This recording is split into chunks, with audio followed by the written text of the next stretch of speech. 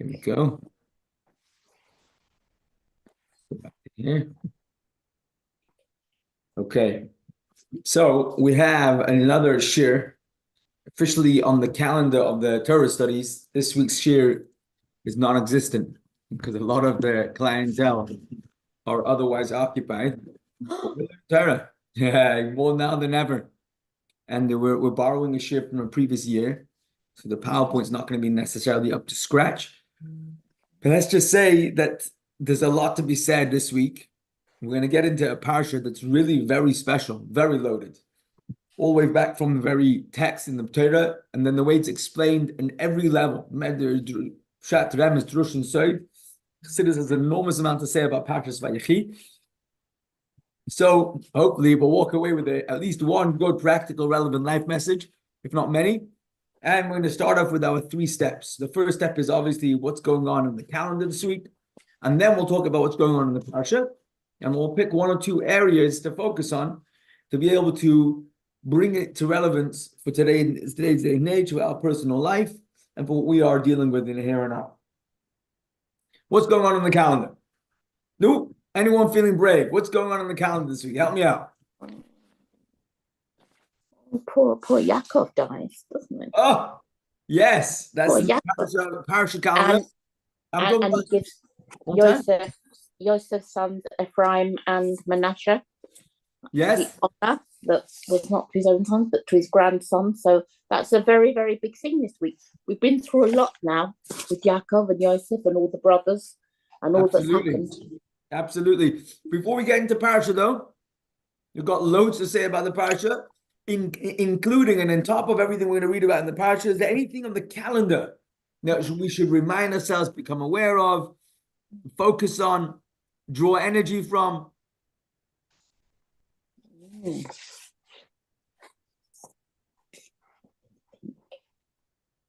Beginning of the week. It's the beginning of the week. God, we love Mondays. Mondays is great. This Monday is actually a bonus Monday because Happy Monday today is double. At least for those of us who don't have school today, don't have work today. Yeah, that's true. We also have a very special Shabbos coming up. If it's Parshas Vayechi, it's also going to be Shabbos. Chazak, v'nis chazek. That's always a big deal. We always make a focus on that just because the words chazak, v'nis chazek actually say what they mean. When we stand and we find encouragement and encourage each other for the sake or from the sake of learning Torah, which in itself makes it very energized and special. It happens to be also, we had last night a very interesting Yiddish minhag, which was Nittelnacht, which is very mystical at best, and a strange sort of minhag where we commemorate the day, we mark the day by not learning Torah, which in itself is very interesting. In these particular countries, in the UK, in America, in this side of the world, most of us observe Nittel. For those who observe Nittel, it would be on the eve of the 25th, which would mean really the 24th of December. And therefore it varies. Sometimes that could be in the middle of Hanukkah. This year it was last night, which is a very strange time for itself. And the history of Nittel is very cryptic in the sense that a lot of it was never recorded. For the obvious reasons, for a society living in a very religious country to write down in their books of law that they observe the night of the local festivities by negating it, it wouldn't bring very good reactions. And in times of old, the non-good reactions could have been fatal. For communities, for leaders, for people, it was a serious thing, and therefore it was never recorded. And along those lines is a story of the Parshah. The Parshah was a great Rav in his time. I mean, till his day, he was one of the Mefarshim that we'll read in the back of the Gemara, the commentaries that made it into the Vilna Shas, the basic book of yeshiva studies. So the Parshah writes, I don't know if he writes the story, but it's told about him, it's written about him, that one Nittelnacht, the night of the 25th of December, which would have been the 24th, really, you could halach it, it would have been the night off, but practically it was the 24th of December, and he's in his home or his study, and traditionally, year in, year out, he would use that day, instead of us learning Torah, he would use it to catch up on bookkeeping. So how much he owed for Misa money, and his accounting and stuff like that, he would do on this night where he would be able to spend some spare time accounting.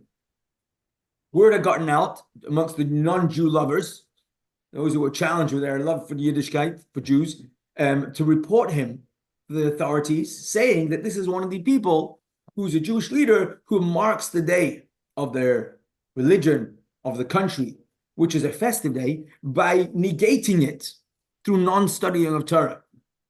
And it could have turned into a very serious charge against him, so much so that the police found it necessary to surprise visit his home. He didn't know about this, but at the same time, he'd been in a study doing his arithmetic or whatever, catching up on his accounting. And whilst he's sitting at his desk, all of a sudden a sefer, a book, a sefer, falls off the shelf onto the floor. So he gets up, picks it up, kisses it, puts it back on the shelf, sits down to continue. A short while later, it fell off the shelf a second time. So he starts, this is strange. He gets it, picks it up and puts it back. When it happened a third time, he decided it must be something in the sefer. I'm going to, even though it's Nitl Nach, you're not supposed to study, I'm just going to check if there's anything obvious in the sefer and that I should remind myself about.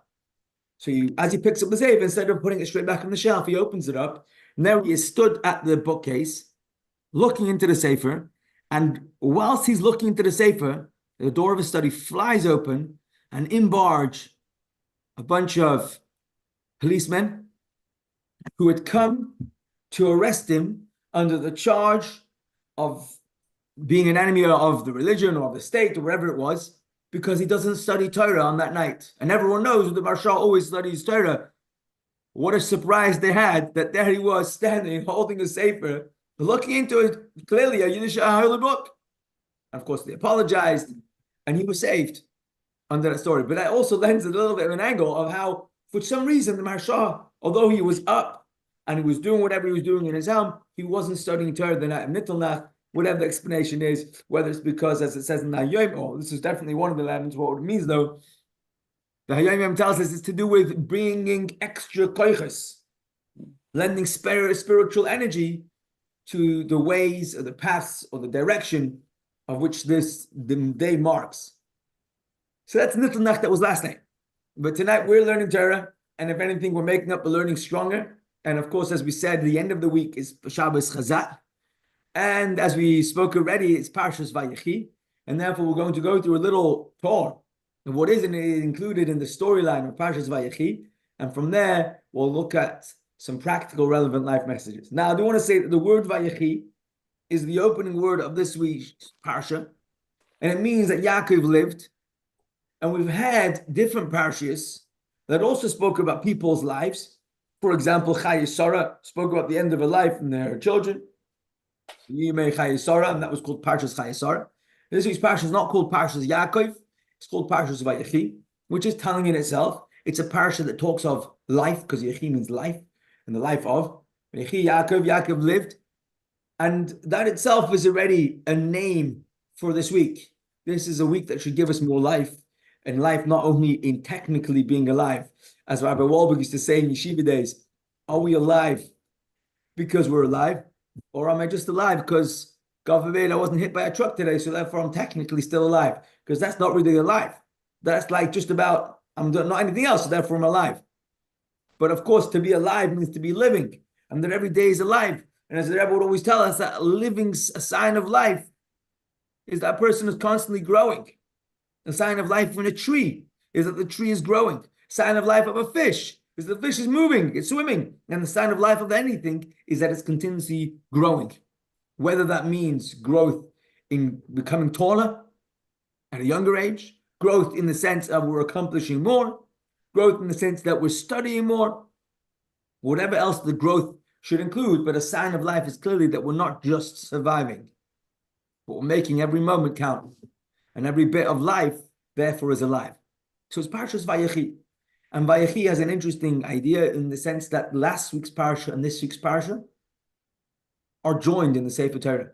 It's, I think, the only one in the book that doesn't have a divider of a spacing between the end of last week and the beginning of this week. And it's so noticeable that Rashi, in the very opening of this week's Parsha, points it out and says, what's going on here?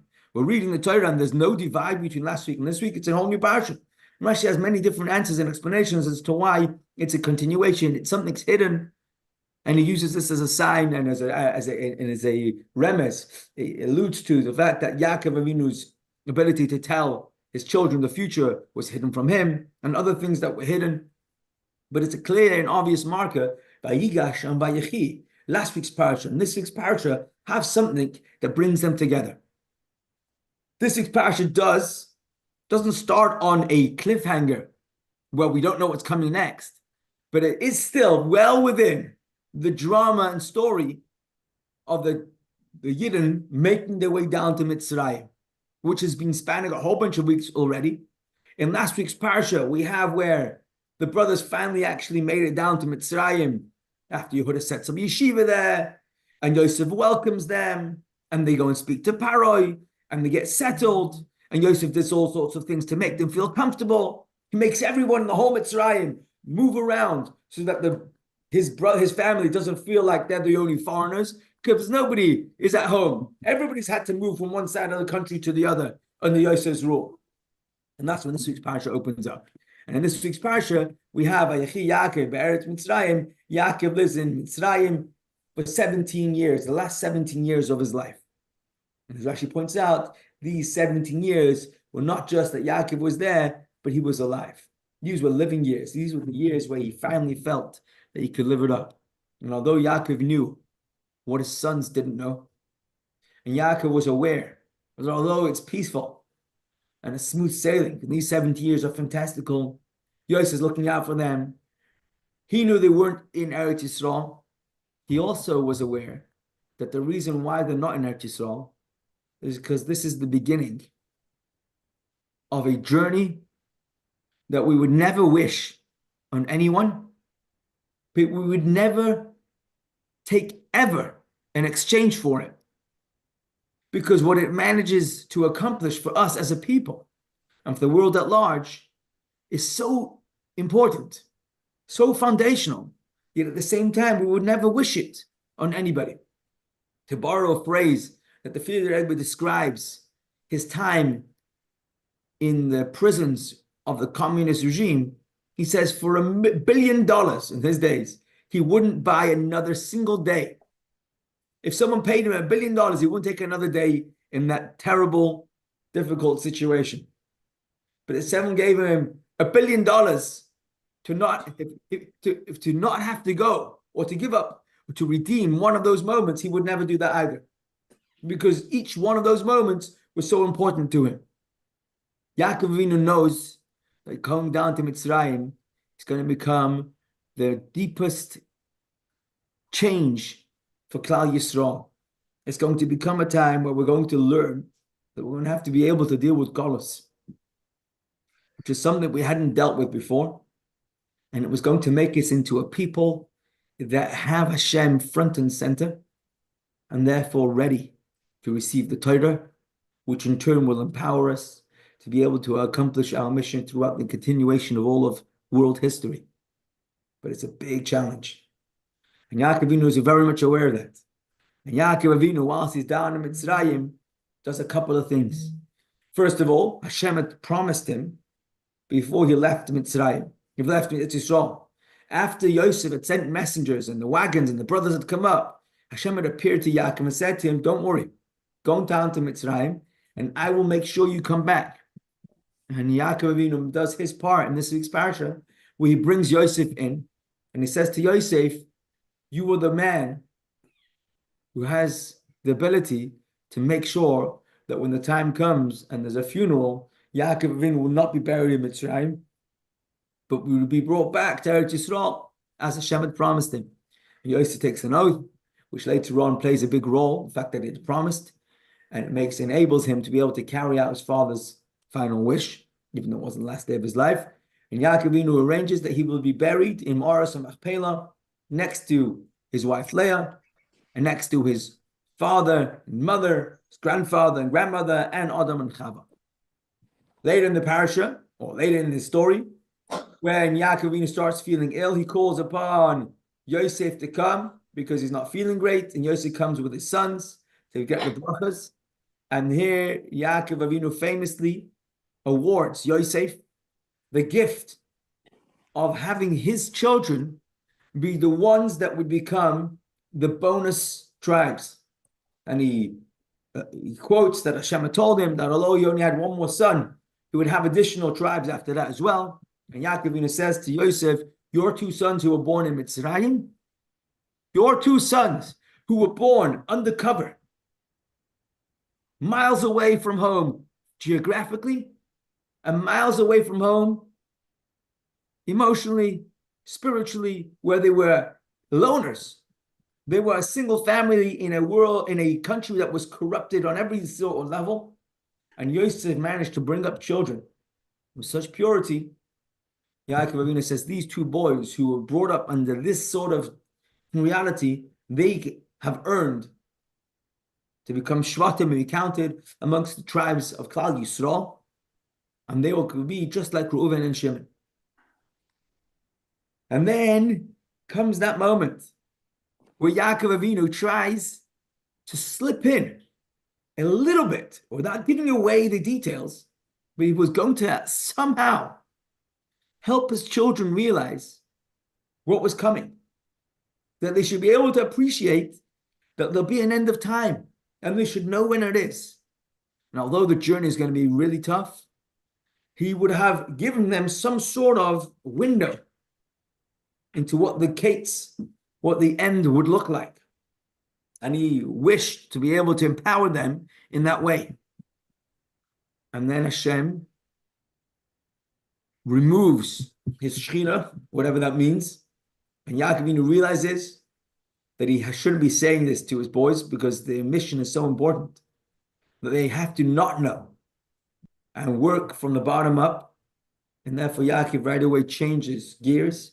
And instead of telling his sons the end of days, he gives each one of them a last will and testament, a bracha to most of them.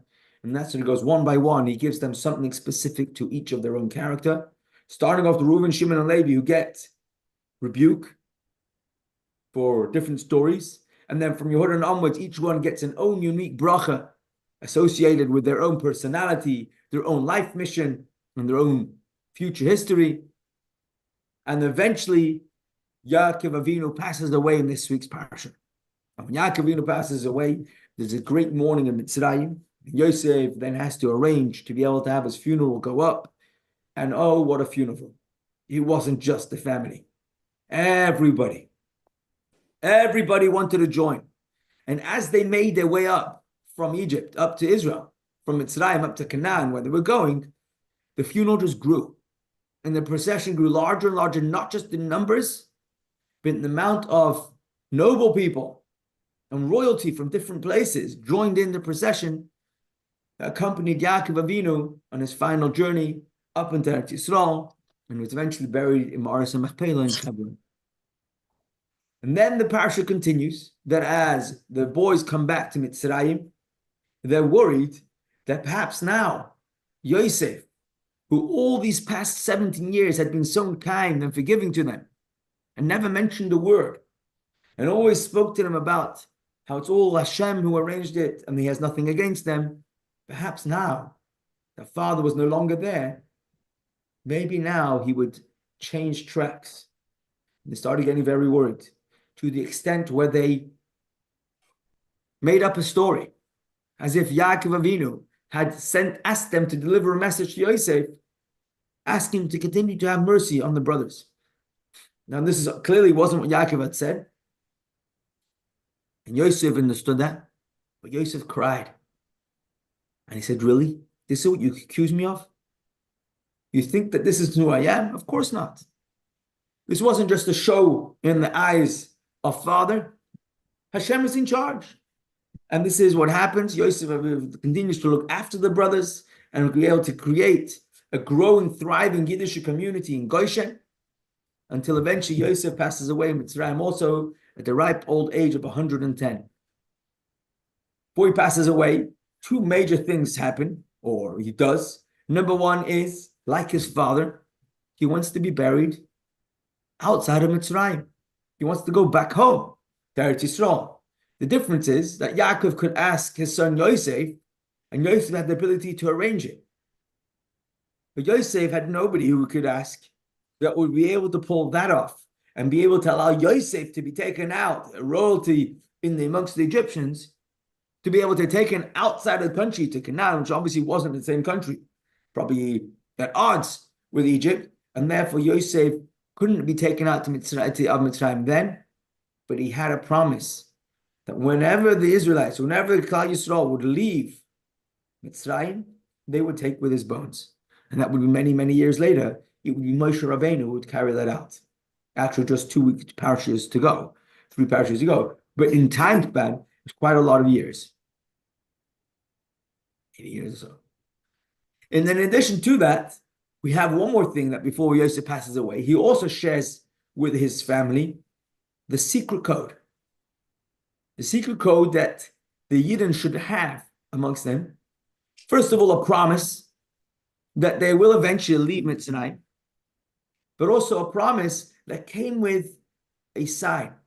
Pakad Yifkot were the words that Yosef used, and from generation to generation, father to son, the code word was passed down. And when Moshe Rabbeinu comes to redeem the Klal Yisrael, he uses those codes, those words, to announce that the time has come to redeem Klal Yisrael. And this Yosef leaves his family as he passes away. Yosef passes away and is buried and is placed in a coffin in a box inside Mitzrayim, inside the Nilos. So Rashi points out, and this is how we close up the entire parsha, which happens to be, as we said, Shabbos Chazak, and therefore closes up the entire Sefer, which happens to be the opening Sefer of the whole Torah. So the first Chazak of the whole Torah ends off with which pasuk? Pasuk describes that Yosef stays behind in Mitzrayim. And of course, the obvious question is, don't we try and end off B'Simon B'Toiv? We always end off a conversation, an interaction with something good. We don't want to end off on a downer, on a bad note.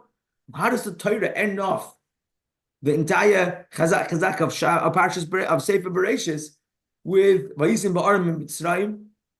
And of course, the Sikha tells us this is an upgrade. A Yid finds himself in Mitzrayim and he feels alone, and nobody understands them, and nobody can appreciate what they are going through. How many people have this feeling? How often does this happen? And the Torah wants us to know, Chazak, v'nes chazek, with what should we be strong and strengthen each other? That the leader of our generation is here with us in Mitzrayim. Yosef, who was almost the builder and the architect of Yiddishkeit in Mitzrayim. And he was also a big player in bringing the Yidden down into Mitzrayim, which was a key step in this journey. And in his greatness, remains with Klal Yisrael, even though he's in an Aron in Mitzrayim, and they have who to turn to, and his koiches never left Klal Yisrael all the way until they brought his bones with them when they left Mitzrayim all those years later. So this is Parshas Vayechi. Now you can imagine in any part of this parsha, there's lots to be said. We're going to pick one particular area, and unfortunately, we don't have the text on the screen, but we're going to read out a pasuk, which is in this week's parsha. Vayikar Yaakov el banav, it's Perik Memtes. This is the middle of the parsha, where Yaakov Avinu calls his sons to gather around him, because he is going to share the future, the Kates, the end of time with the sons. So the pasuk reads, Vayikra Yaakov abanav v'yomer. Yaakov calls for his sons and says, gather and I will tell you what will happen to you at the end of days. And the next word after that is that he starts talking to his sons. He starts saying something else. What does he start saying? The brachas. So this is the quote, and the Gemara in Pesachim in Daf Nun Vav Amud Aleph explains that why did Yaakov Avinu call his sons to tell him what would happen in the end of time and then change his mind? Says Reb Shimon ben Lakish, Yaakov called to his sons and said, gather around and tell what happened at the end of the days, because Yaakov Avinu wished to reveal to his sons when the end of days would be. But, as Rashi says, quoting this Gemara, the Shekhinah departed from him. That's until where Rashi says. Says the Gemara, Rishon Melakish continues, Yaakov Avinu said, perhaps there is one unfit amongst my children, Chas v'shalom, just like Avraham, who had one son called Yitzchak, but also had Yishmael, or, just do this, or perhaps like my father Yitzchak, who also had a son called Esav. Maybe one of my sons are not fitting or not worthy, and perhaps that's the reason why the Shekhinah has departed. This is the Gemara in Psachim, describing our pasuk. Says Rabbi Shimon ben Lakish, you know what happens next? The sons answer him and they say, Shema Yisrael, Hashem Elokeinu, Hashem Echad. Which we usually mean to say, Hear, O Israel, listen up, congregation. Hashem is one. But in this context, in the original context, they said, Hear, O Israel, listen up, Father, whose name is Yisrael. So listen, Father, we all believe in one God.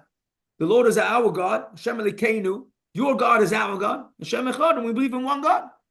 In this context, the pasuk has a very different connotation than what we usually mean when we say it. But this is the quote that they said to their father, Shema Yisrael Hashem Elokeinu Hashem Echad. In other words, says the Gemara, Kishem she'ein b'libcha ela echad, just like in your heart there's only one, so too in our heart there is only one, Hashem Elokeinu Hashem Echad. And how does Yaakov Avinu respond to that? That moment, our forefather Yaakov opened his mouth and exclaimed, Baruch Shem Kavod Malchusai La'olam Vayed, blessed be the name of his glorious kingdom, forever and ever, blessed be Hashem. Which fascinatingly, interestingly, is why we say the words Baruch Shem Kavod Malchusai La'olam Vayed, even though if you open the Torah, when the Parshah of Shema is recorded in Parshas Ekev, then it doesn't say that. It says Shema Yisrael Hashem Elokeinu Hashem Echad v'ahavta Hashem Elokecha. How do we slip in the Baruch Shem? And why do we say it quietly? Because we're quoting Yaakov's response, even though it's in the middle of a parsha, and therefore we say it quietly, but it's included there. And that's the story. Shimon ben Lakish describes how Yaakov Avinu realizes that must be not because his children are bad. It must be a sign from Hashem that he shouldn't really be revealing the case, and therefore he changed gears. But what we're going to do now is zoom in for 1 second about what Yaakov Avinu was worried that maybe one of his children are evil, like Shmuel and Esav. Now, just to put things into context, Yaakov was very aware that people make a mistake. Yaakov was very aware that there's temptation in the world. He had to reprimand his own children, starting with Reuven, with the story of Bilhah. So he knew that people make mistakes. This wasn't what he was worried about. What he's worried about is that he has maybe a son who is on the dark side. And the dark side means they are an expression of a klipa, not somebody who's struggling to be able to do an avodah. More so, along these lines, he had reason to be concerned that perhaps that's the case, because his father had the same story and his grandfather had the same story. Avraham had 2 sons, Yitzchak and Yishmael, and Yishmael is its own klipa. Yitzchak had 2 sons, Yaakov and Esav was its own klipa, which Yaakov was very much aware of. And now Yaakov is concerned that maybe one of his sons would perhaps have this. So what we're going to do here is we're going to focus and zoom in on something about Yaakov Avinu that he realizes that he makes such an impression on him. He therefore calls out Baruch Shem Kavod Malchus L'Olam Vayed. So in effect, what we're looking for is, what was the secret that Yaakov held that brought him to the level of Baruch Shem Kavod Malchus L'Olam Vayed, where he could praise Hashem and know that although his children have challenges and have different dealings they have to work through, each one of them is pure and is holy. And each one of them has an enormous amount to bring to the table. What did Yaakov have? What was his secret? What was his extra ingredient added over that of his father and forefather that allowed him to have this tremendous source? It happens to be that although Yaakov Avinu did have this secret, we're going to learn that this secret that Yaakov Avinu had wasn't because he was better than his father or grandfather, but much more, but because he came on the shoulders of, on the back of his father and grandfather. And through Avraham Avinu building up his, and Yitzchak incorporating that plus his, now when we get to Yaakov, we're ready to appreciate the added ingredient that altogether creates a recipe for education that works. And this is the footsteps that we hope to follow, at least do once a week, whenever, as much as we can, in our own life, when we're educating ourselves, in our families, in our maybe students, but certainly in our entire circle of influence. These are the kind of things we want to bear in mind. And this is one of these beautiful, gorgeous, practical steps that we can take. And if they're not guiding lights, they're pointers that are tools to help us recalibrate, navigate, focus our educational efforts, whether it's to ourselves, to those around us, in the circle of influence all the time. Let me just read one passage from Sefer Vayikra, which we know, we just said it recently, we say it in Slichas, V'zachartis B'risi Yaakov, V'afes B'risi Yitzchak, V'afes B'risi Avraham Esker, V'ha'aretz Esker. I will remember my promise, my covenant with Yaakov, and also my covenant with Yitzchak, and also my covenant with Avraham, and I will remember the land. And all of these Zechiros, I'm remembering that as Yaakov built of Yitzchak, built of Avraham, is going to be relevant for each one of their descendants, which includes all of us as we navigate our life. So let's take a little exploration to understand what was Yaakov Avinu's secret and how Yaakov Avinu differs from Yitzchak and Avraham, and hopefully with this be able to borrow or to learn from his edge to be able to help us grow. Okay. So,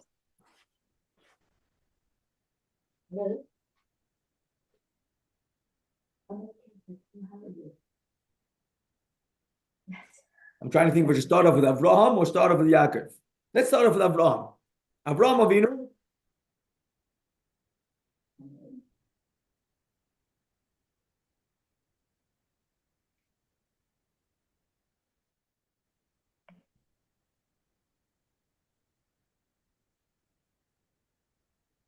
one of the famous quotes from Avraham Avinu brought down in Chassidus is the Avraham argument, which goes like this. Hashem says to Avraham Avinu, you'll be blessed with a child called Yitzchak, or a child will be righteous. And Avraham's response is, Lu Yishmael Yichya Lefonecha. Chassidus explains that we pay a heavy price for this prayer. Avraham Avinu's reaction to his kindness through and through. And when he hears that his son, who was already a young lad, wouldn't be the ideal son, instead Hashem is going to give him a different child from Sarah, who would that become the future, his reaction is, if only Yishmael would also have all the goodness and be Yichya Lefanecha, will go in your ways, let Yishmael also be the righteous one. It's fantastic to be kind, and we should never give up on anyone. But Avraham's chesed was equal to all, and there was no closer or further. We're saying this broadly. At least the idea of davening equally for Yitzchak and for Yishmael. Yishmael being not the future of Klal Yisrael, and Yitzchak being the future of Klal Yisrael, it has its place, but it comes with its price. And its price is that if Yitzchak and Yishmael have to be equal, then Yitzchak can't be special. And the need for Yitzchak to stand out is extremely important. But from Avram's perspective, he davens for everybody equally. And this is Avram's approach, Chesed approach, which is the starting foundation, which basically means that if Yishmael chooses a path that is contrary to Avram's teachings, Avram is still davening for him to be successful. And from there we move on to Yitzchak, who is Gevura, which also has a famous quote not so much from Yitzchak himself, but the way Yitzchak blesses his son, and he thinks it was Esav, turns out to be Yaakov, and his son Esav answers back to him, Habracha achas, is there only one blessing to you, Father? And Yitzchak doesn't say no. It seems quite clear that from Yitzchak's perspective, there is only one bracha. And once he'd given that bracha to his son Yaakov, he no longer had any more brachas to share with his son Esav. So compare now Avraham on one side, who's given Yishmael and Yitzchak, or whoever it would be, equal brachas. You have now on the other side Yitzchak, who will only give one. And whoever gets that one is the only one that gets a bracha. Just to highlight this sort of approach of Yitzchak, when he does give Esav a bracha, his bracha is that whenever Yaakov is no longer worthy of the blessings that I've given him, in other words, when my only singular bracha becomes available, then you will have blessing. But there still is only one bracha. And that's what we call Gevura. Very exacting, very accounted, and therefore there's only one, and the one only goes to where it has to land up. So between Avraham and Yitzchak, we have a very different approach. And what we're going to argue here, that Yaakov has yet a third approach. And Yaakov Avinu's approach is that he has multiple brachas, but still each one of the brachas are unique and specific, are different for each one. Where do we see that Yaakov Avinu has a different bracha for each one of his children in this week's Parshah? Kol eile shift Yisrael shem asa, v'zeisa shedib lehem aviyim v'yivarach esam. Ish asher kivrechasai berech esam. Pasuk of Ches says, all these are the 12 tribes of Israel. And this is what the Father spoke to them and blessed them. Each man, according to his blessing, he blessed them. What he gave Yehuda as a bracha was amazing. But it was specific to Yehuda. And nobody else got that same bracha. But what he benched Yosef with was also fantastic and amazing. But it was specific to Yosef. And each one of the Shvatim got a bracha that was tailored to them. And their bracha worked for them. And their bracha was different than a different one. So let's just summarize what Abraham, Yitzchak, Yaakov. Abraham gives his brachas to his sons. He says, Lu Yishmael, everybody should be blessed, and everyone's equal, and everyone's the same. We have Yitzchak who says, I only have one bracha, and it can only go to Yaakov, and Yaakov will only give it to Esau when Yaakov no longer is not worthy, and when he becomes worthy, he'll have to take it back. There's only one bracha. And now we have Yaakov who says, there's multiple brachas, but not everyone's the same, and each one is unique, but everyone's blessed. And we're going to learn that these 3 steps are 3 different approaches. Yaakov Avinu being the one which we are focusing on most today. But as we said, we need all 3 as steps to grow. So let's first start off by talking about why Yaakov Avinu's approach was so powerful to the extent that it made sure that he didn't end up not with the Esav and not with the Yishmael. Because although his brachas were the end of his life, where he'd finished his educational input, not because his kids had moved out, but because he was no longer going to be alive. Because education doesn't stop when our kids get married or they move out the house. We continuously impact and influence our children. And that education was expressed or highlighted at the end, but it was clearly the same all the way through. Yaakov Avinu's approach was exactly that. As he reared his children, and he had 12 kids, plus his daughter and everything else that was going. He was a very busy person. He was a businessman. He had an enormous amount of property and he had dealings to work out. He made it his business to educate each one of them in their own unique way and highlight their talents and find the time and put in the effort to be able to individualize their own journey and become a part of that. And that's how each one succeeded. And so sometimes it may have looked like that one of the kids were doing something that the other kid would get told off at and get yelled at. How could you be doing this? But for this kid, it was essential. And therefore, for this kid, it was encouraged. Because each one had their own individualized attention, educational path. And that, which is the famous quote from Mishlei, educate a child according to his way. Even when he grows old, he will not turn away from it. And of course, the obvious question is, if you teach a child to go his own way, well, what happens if the child's interested in fun and games, to be kind? What happens if the child's interested in being reckless? What happens if the child's interested in being cruel? Should we educate the child to continue in their path? And what's the promise? That when they grow older, they'll continue on that path. Oh, wonderful. I'll teach my child to do whatever they want. And when they grow older, they'll continue doing whatever they want. That's brilliant. What sort of education is that? That's not what Mishlei, Shlomo HaMelech is telling us. No, of course not. But educate the child in their own way. Talk to them in a language that works for them. Encourage them to do the things that they are cut out for. They'll discover their own life calling and therefore find fulfillment in what they can do. Even though, and perhaps necessarily because, it's different to everybody else. And this is Yaakov Avinu's approach,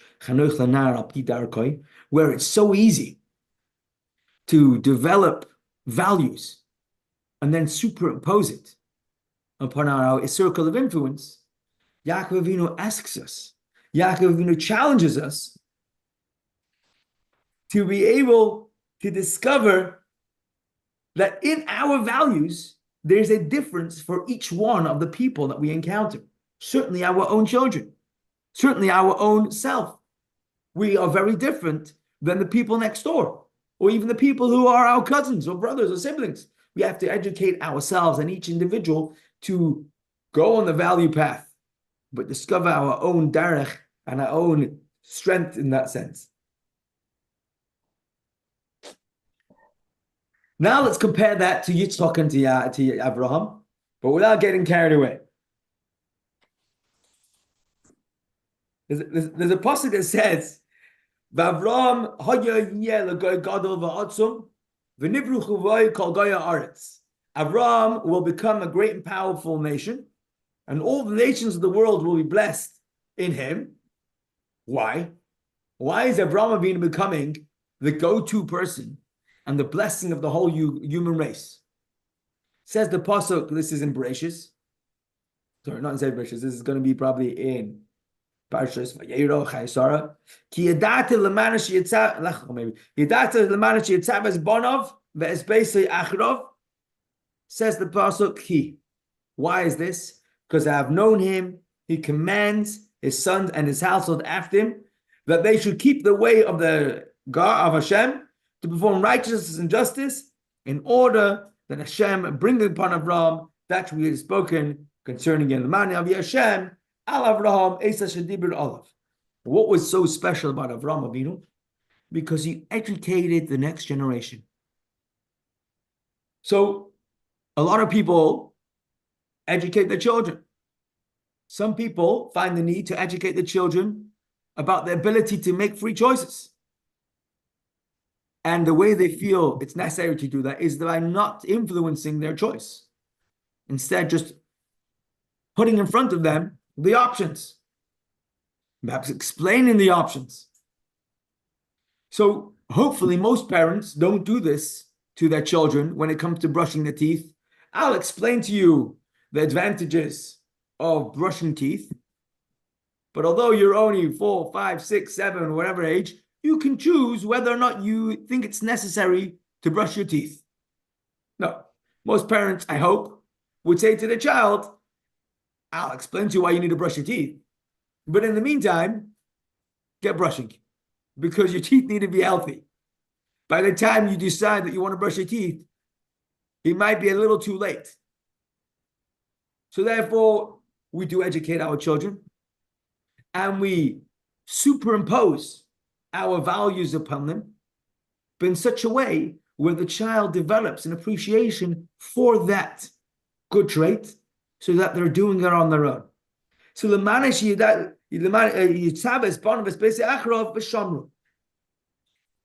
is an expression of command.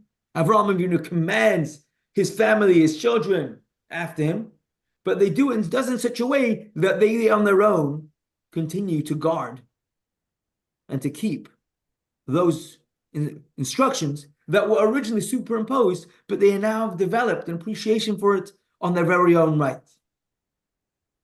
So Avraham Avinu has a value system, and he teaches it in such a way that the child starts doing it and develops its own appreciation, which in itself is a tremendous educational teaching, a path.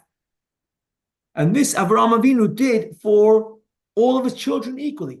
Yishmael, Yitzchak, it would have been done for the other children, his grandchildren, his followership. But this is Avraham Avinu's approach, which Hashem highlights and says this is why he's noteworthy.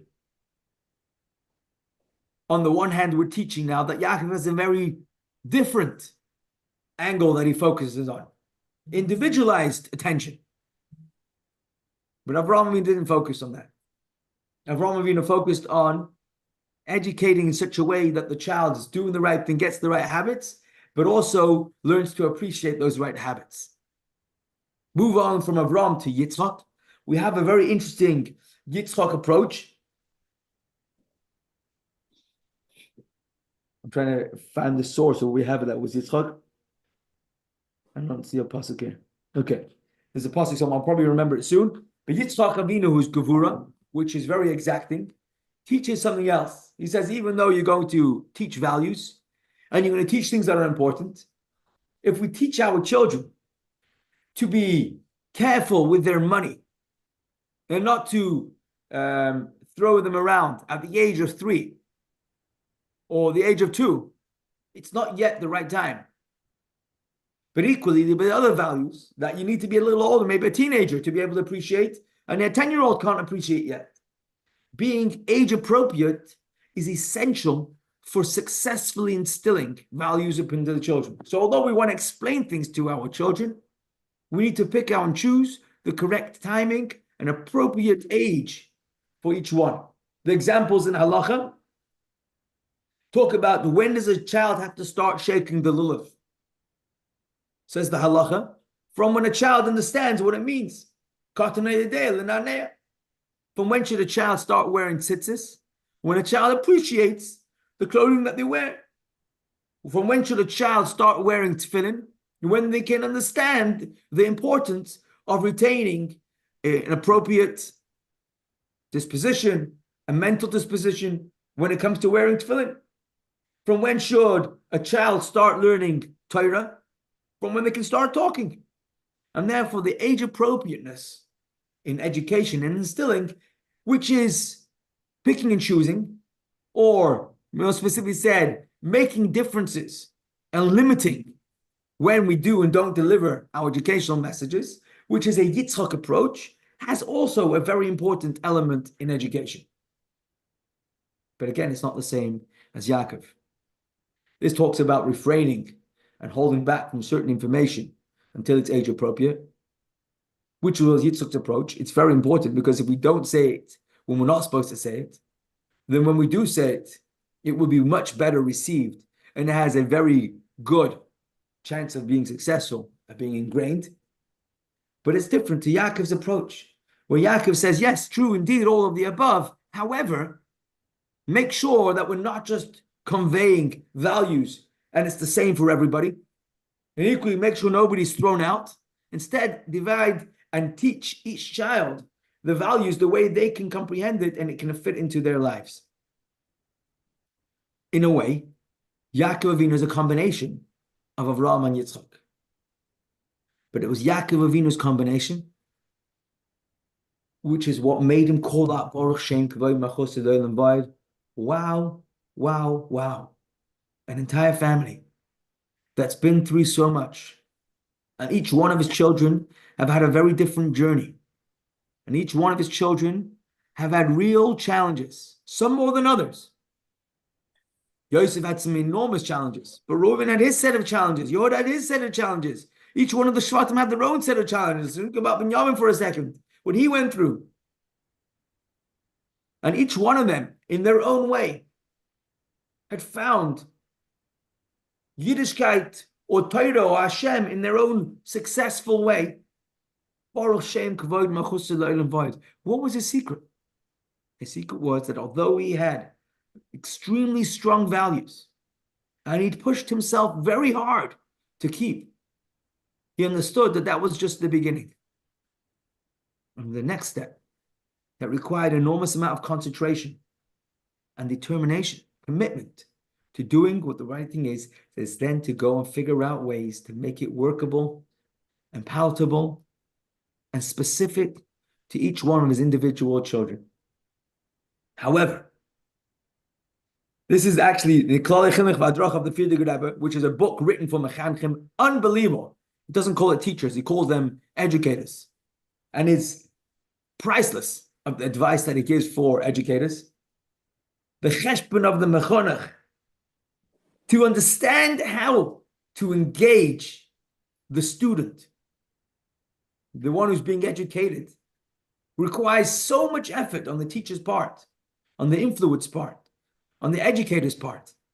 And first of all, to better understand where the student is at, to understand the makeup of what the student's personality and challenge set is, and then to figure out how to educate that student to become the best person that they can be. This is number one success ingredient.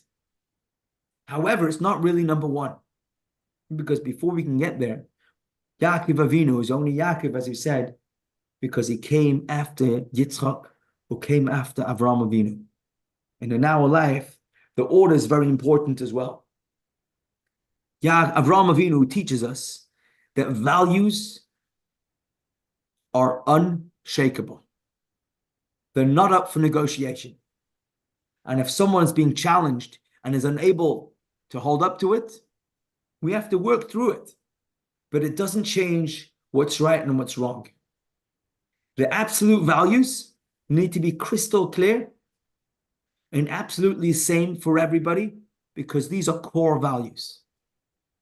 Just like we understand that someone who is challenged and tempted with murder doesn't create a green light for murder, there are values that we must have, that if the Torah says something, that is absolute. It doesn't necessarily stop there. It can't stop there. We must have the next step. But we must start off with the first step. Avraham Avinu step. There are certain things that are the same for everybody. And off the back of Avraham, we can then graduate to Yitzchak, and to tell us that although we said there are absolute values, there's a time and place for everything. And all of that must lead to Yaakov Avinu's key ingredient, which is what created the 12 Shvatim, and which gives us the ability to be able to learn and to educate ourselves and those around us, and that is to spend the extra effort. The extra effort to be able to individualize and find each one of our own mohus, our own koiches, our own sets of talents and own sets of circumstances and resources, and where we can make a difference and we can find meaningfulness. But none of that can come at the expense of step one and step two. So, in short, if we want to understand this week's Parshah, education that works, the Yaakov Avinu turns around and calls out in excitement, Baruch Shem Kavod Malchus Olam Vayed. And we say this in the middle of a Parshah. We won't talk about anything else. We won't mention anything else in the middle of saying Shema. But we throw in this one line of Baruch Shem twice a day. And if you say it before you go to bed, it's 3 times a day. And if you say Shema because it's Nesois Man Krish, it's 4 times a day. At least. And we say Baruch Shem to remind ourselves that Yaakov Avinu teaches us the last of the 3 key secret ingredients of how we can become better educators. Education that works. The path that our forefathers trod out for us is the number 1 to recognize that there are values. Avram Avinu teaches us of things that are just the way they are because Hashem says so. V'shamru, in a way that could be explained and educated and learned. And from that we graduate also. We have to understand that everybody has to get fed at the level they're up to. But then, and this is the key, Yaakov teaches us that although we're going to grow in a certain way, the destination we're headed for has to be specific to what the child or the individual or the person needs to discover for their own personal life. And actually that requires enormous amounts, not just determination, but it requires a lot of effort, focus, and thinking, which is what the Klal Chinuch Hadracha tells us, that at least a half an hour a day should be spent every day. A half an hour should be spent thinking about our children's chinuch, and Hashem should give us the nachas from ourselves, from those around us, that we should be able to see good gesundheit, Yiddish chassidische nachas. Man, we should have all the good brachas. Thank you very much for joining. Be gebenched and enjoy the quiet time you have.